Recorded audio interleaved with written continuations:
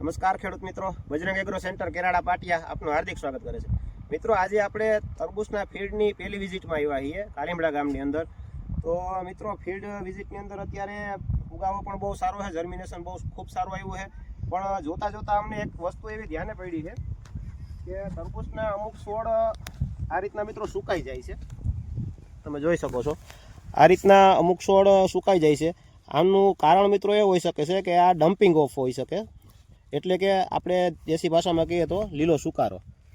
નીચેથી ટૂંકમાં મૂળ આખું કોહવાઈ જાય છે અને તૂટી જાય છે, આ રીતના સુકાઈ જાય છે।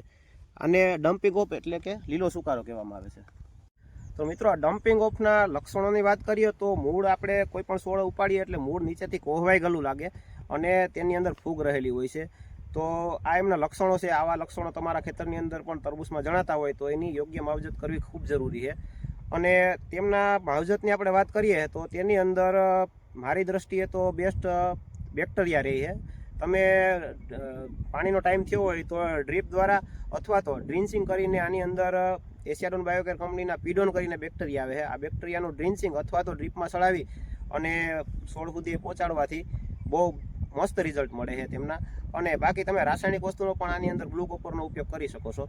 તો તમારા ખેતરની અંદર આવો કોઈ રોગ જોવા મળતો હોય તો એની યોગ્ય માવજત કરવી ખૂબ જરૂરી છે।